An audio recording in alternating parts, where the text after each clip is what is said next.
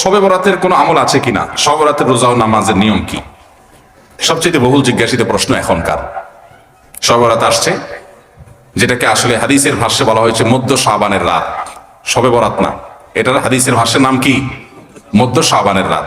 এই মধ্য শাবানের রাত বা মধ্য শাবানের রজনী, এই রাতে যেটাকে আমরা শবে বরাত বলি, এই রাতের নামাজের নিয়ম কি?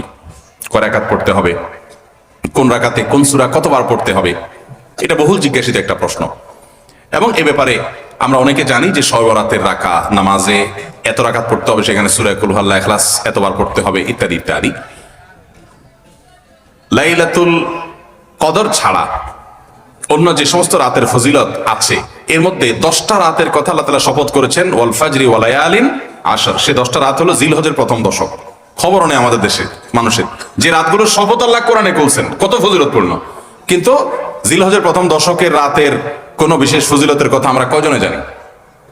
যাই হোক, মধ্য শাবান রজনীর কথা আমরা বেশি মানুষ জানি শুধু না, সবচেয়ে বেশি আমরা এই রাতে ইবাদতের চেষ্টা করি। তো সবচেয়ে বেশি চেষ্টা তো হওয়া উচিত হলো লাইলাতুল কদরে। এর পাশাপাশি যদি কেউ মধ্য শাবানের রাতে আল্লাহ তাআলার ক্ষমা লাভের চেষ্টা করে, সেটা দর্শনীয় না, সেটা জায়েজ।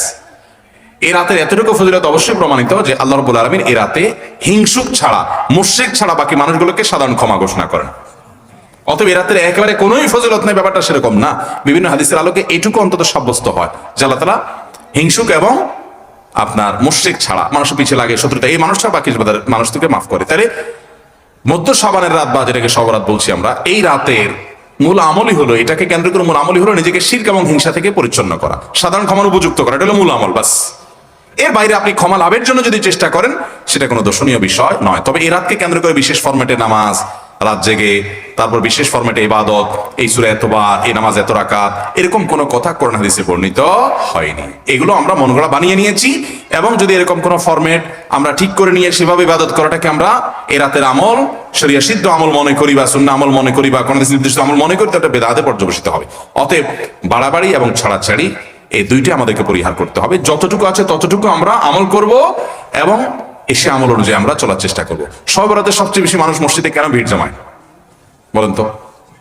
শবে কদর বেশি ফজিলতপূর্ণ না এই রাত? শবে কদর কোন তুলনা আছে শবে কদরের সাথে কোনটার?